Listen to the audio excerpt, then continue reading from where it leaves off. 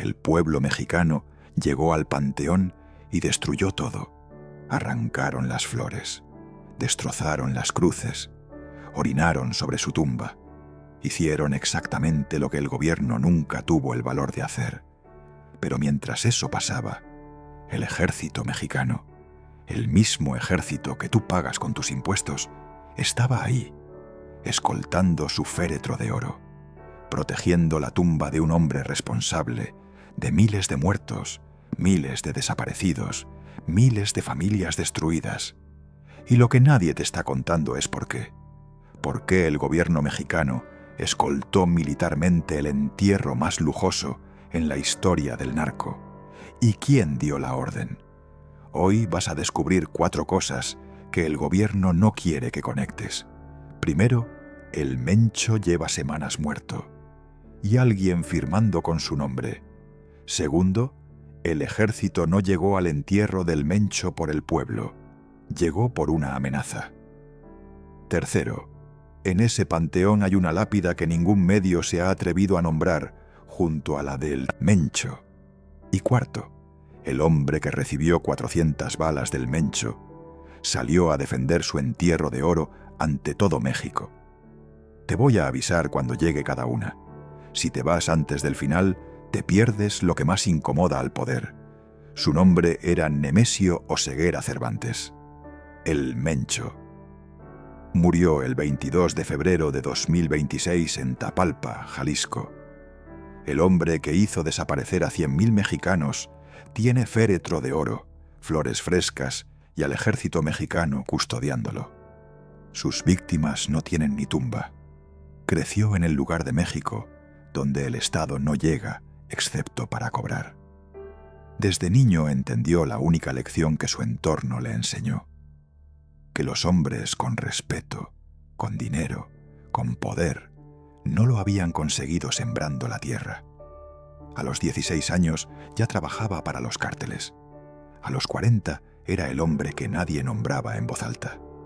Construyó el CJNG desde cero y lo convirtió en algo que México nunca había visto. No solo un cártel, un estado paralelo, con laboratorios propios de fentanilo, con ejército propio, con cárceles clandestinas, con impuestos cobrados a maestros rurales, aguacateros, hospitales, mercados. Se expandió a los 32 estados de México y a más de 50 países.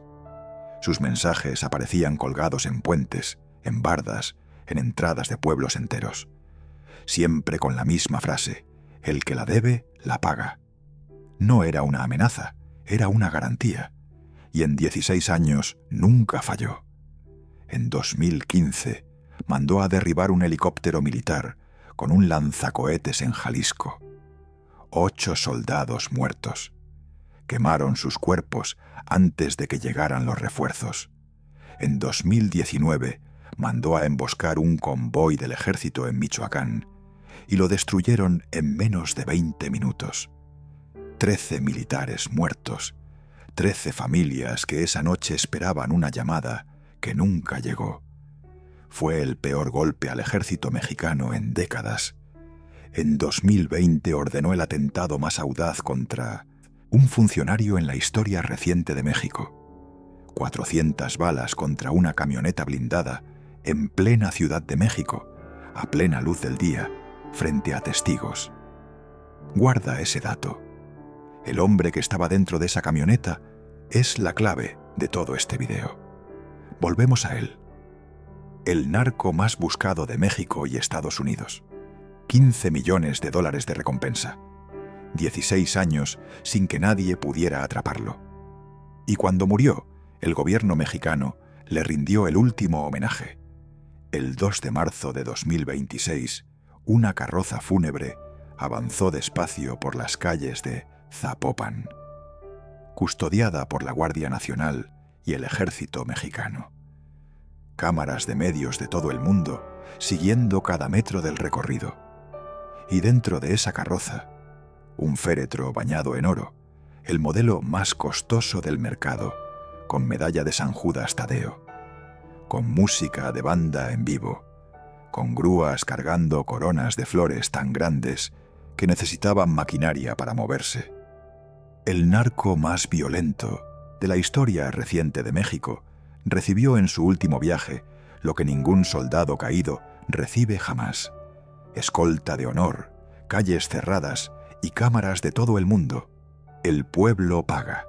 Y esa tarde, Zapopan pagó la custodia del narco más poderoso de la última década. Lo que ocurrió en ese panteón los días siguientes, nadie en el gobierno quería que vieras.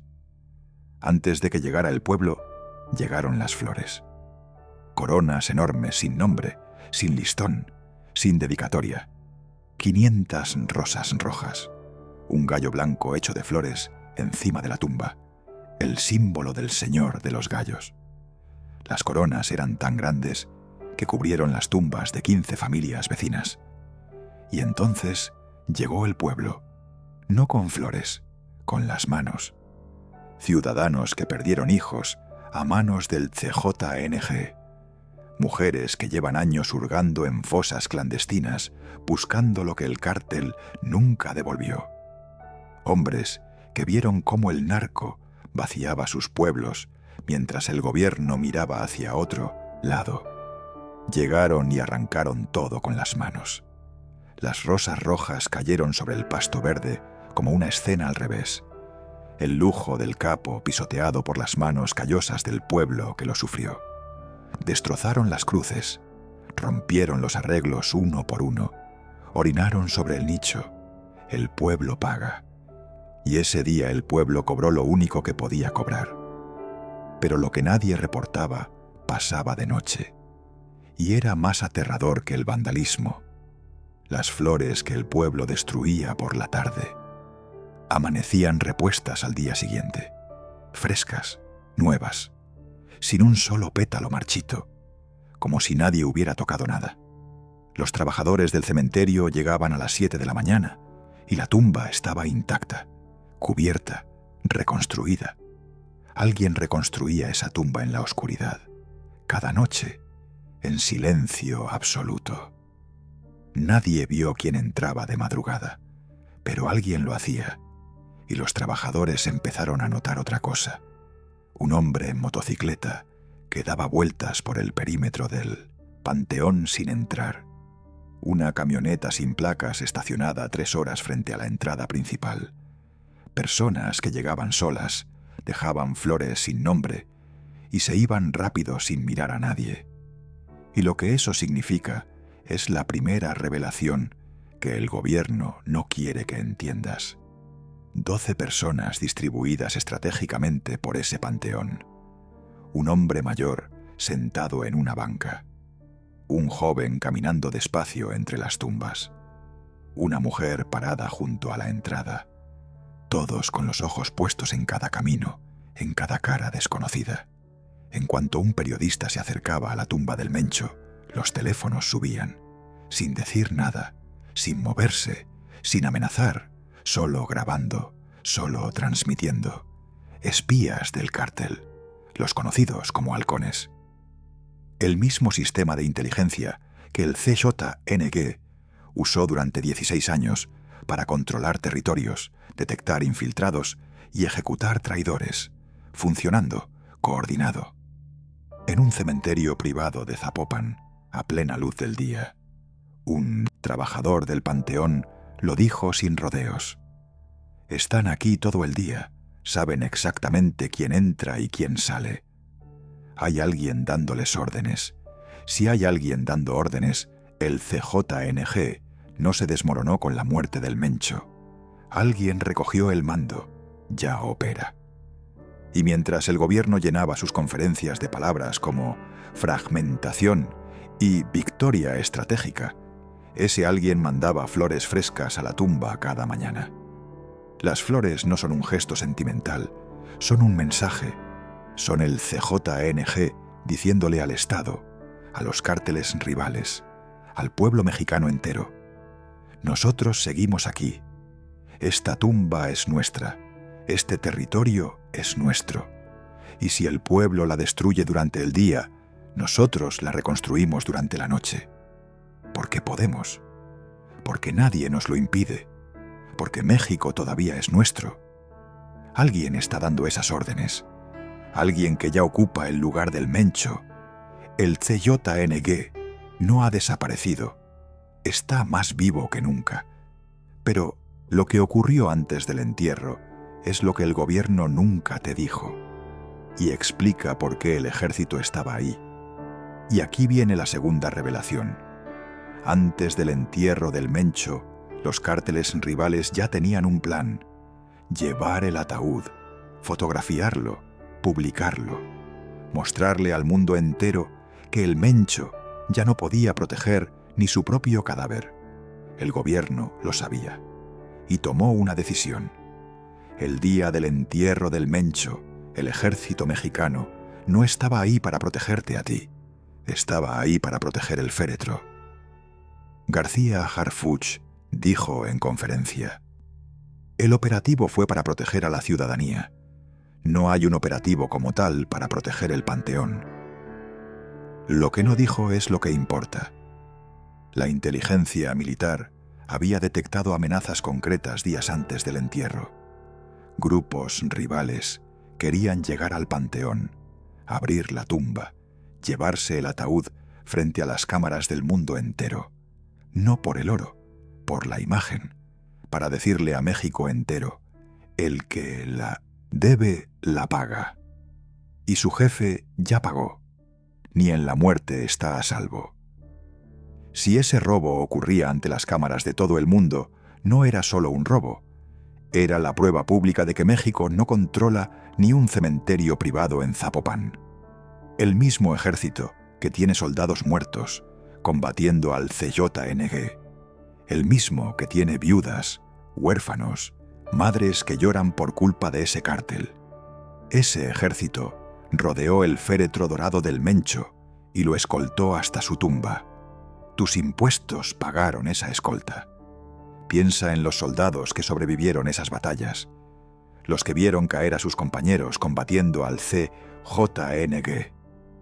Fueron ellos, esos mismos soldados, quienes escoltaron el féretro del hombre que los mandó al frente. El pueblo paga. Siempre ha pagado con sangre, con desaparecidos, con pueblos enteros vaciados. Ese día pagó con algo diferente, con la humillación de ver cómo el ejército que debía protegerlo custodiaba al hombre que durante 16 años lo destruyó. Y mientras esa humillación se procesaba en millones de hogares mexicanos, en ese mismo panteón había una lápida que el gobierno no mencionó en ninguna conferencia. Y ahora sí, la tercera revelación. A 75 metros de la tumba de Nemesio Oseguera Cervantes hay otra lápida, la de Javier García Paniagua, el padre de Omar García Harfuch. El hombre que diseñó la operación que mató al Mencho tiene a su padre enterrado a 75 metros de él, para siempre, sin que nadie lo eligiera, sin que nadie pudiera evitarlo. La muerte los juntó en el mismo cementerio privado de Zapopan, sin pedir permiso a nadie. Javier García Paniagua murió sin saber que su hijo un día sobreviviría a 400 balas del CYNG, sin saber que ese hijo pasaría 5 años cazando al narco más peligroso de México, sin saber que terminarían compartiendo cementerio para siempre, sin saber que un día su propia tumba estaría a 75 metros de la del hombre que intentó convertir a su hijo en huérfano. El Mencho eligió ese panteón, no eligió que el padre del hombre que lo mató estuviera ahí antes que él. La muerte tiene una crueldad que no le pide permiso a nadie. Quizá tú también conoces esa sensación, cuando la vida te pone frente a algo tan retorcido que el dolor no cabe en ninguna palabra, cuando la ironía duele más que el golpe directo, cuando el mundo te recuerda que nadie escapa de sus propias contradicciones. García Harfuch lo sabe. Sabe que cada vez que va a visitar a su padre, el Mencho está a 75 metros. Comparten suelo, para siempre. Un hijo va a dejarle flores a su padre. Camina por ese panteón privado de Zapopan. Y a 75 metros, bajo la misma tierra, está el hombre que ordenó ejecutarlo. El hombre que mandó 400 balas contra su camioneta. El hombre que mató a sus escoltas. El hombre que pasó 16 años sembrando cadáveres por todo México, 75 metros. Ni siquiera el largo de una cancha de fútbol. Y fue él, ese mismo hombre, quien salió a defender ante todo México el operativo que escoltó con honores al hombre que mandó matarlo. Y ahora llegamos a la cuarta y última revelación. El 26 de junio de 2020, a las 6:30 de la mañana, Omar García Harfuch salió de su casa en Ciudad de México. A los pocos minutos, su camioneta recibió 400 balas. Fusiles de asalto. Un operativo del CJNG construido para matar a un solo hombre. Sus 2 escoltas murieron en el acto. Él salió del vehículo con 3 balas adentro y la ropa empapada de sangre. El Mencho ordenó ese ataque, lo planeó, lo financió, lo ejecutó. García Harfuch pasó semanas hospitalizado. Cuando salió, hizo una sola declaración. Esto me lo hizo el CJNG y voy a estar bien. Sin lágrimas, sin discursos, sin pedir compasión. Solo eso. Estuvo bien. 5 años después, diseñó la operación que encontró al Mencho en la Sierra de Tapalpa. 5 años. No 5 años de olvido. 5 años de construcción, de inteligencia acumulada, de operativos fallidos que nunca salieron en las noticias, de noches reconstruyendo el rastro de un hombre que había perfeccionado el arte de desaparecer. 5 años cargando 3 balas en el cuerpo que los médicos no pudieron sacar todas. 5 años sabiendo que los 2 hombres que murieron frente a él esa mañana de junio tenían familia, nombres, hijos que estaban esperando que volvieran a casa. Lo cazó, lo encontró, lo eliminó. Y entonces México le pidió una cosa más, que saliera a los micrófonos, que con esa misma voz, esa misma cara que no muestra nada, explicara por qué el ejército escoltó con honores el entierro del hombre que asesinó a sus escoltas.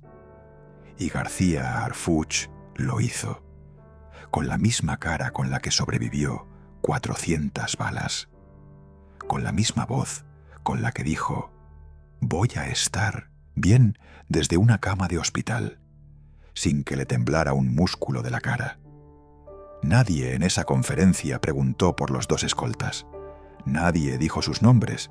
Nadie le preguntó, ¿cómo se siente defender el entierro del hombre que los mató? Nadie. Silencio total. El mismo silencio que lleva años cubriendo a las víctimas del CJNG. A lo mejor tú también conoces esa sensación. Tener que defender algo que te destroza por dentro.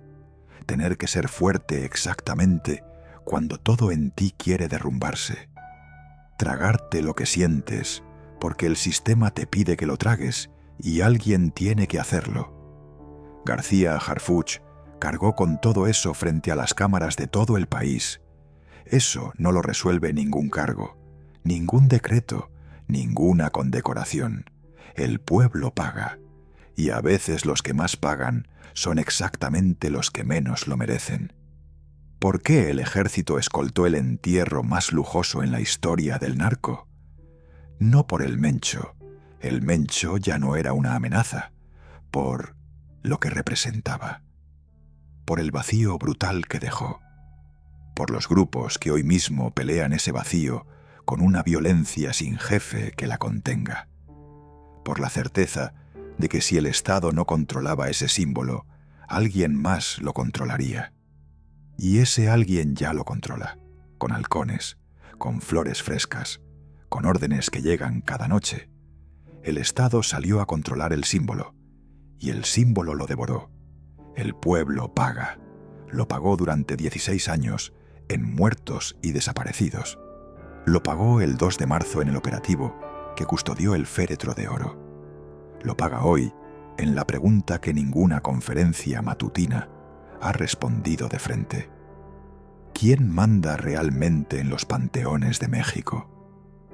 La tumba del Mencho sigue ahí, con flores frescas cada mañana, con halcones vigilando, con un sucesor que opera en silencio mientras el gobierno habla de victorias. El gobierno anunció con solemnidad que los criminales abatidos serán cremados de ahora en adelante, que ningún narcotraficante más tendrá tumba en un panteón privado que pueda convertirse en altar. Mientras anunciaba eso, cualquier persona podía entrar libremente al recinto de la paz de Zapopan, caminar hasta la tumba del Mencho y acercarse sin que nadie del Estado lo detuviera. Las únicas personas vigilando eran los halcones del cártel, con sus teléfonos, con sus órdenes, con sus flores listas para el día siguiente. Y en miles de teléfonos celulares de familias mexicanas siguen apareciendo fotos de personas desaparecidas que nadie ha encontrado todavía. Fotos de hijos, de esposos, de hermanos, subidas a redes sociales con la misma frase que se repite en miles de publicaciones distintas. Si alguien sabe algo, por favor avise. Sin respuesta, sin caso abierto, sin ejército que escolte nada, sin flores que alguien reponga de madrugada. Solo el silencio del algoritmo y una foto que cada día tiene menos alcance porque ya no es noticia. Mientras el Mencho descansaba en el panteón más lujoso de 1900 Zapopan, los colectivos de búsqueda en Jalisco, Michoacán y Guanajuato seguían excavando cerros con palas, buscando huesos, buscando un zapato, buscando algo, lo que sea, que les permita cerrar un ataúd, poner un nombre y enterrar a sus muertos como seres humanos. Esas familias no tienen panteón privado en Zapopan, no tienen lápida con nombre, tienen un número en un registro de desaparecidos que el gobierno actualiza cada mes sin que nadie lo lea. Lo que el Mencho tuvo, una tumba, flores, un símbolo que lo sobrevive, un ejército que lo escoltó con honores, es exactamente lo que no tienen más de 100.000 familias en México. Sus muertos no tienen corona de 500 rosas.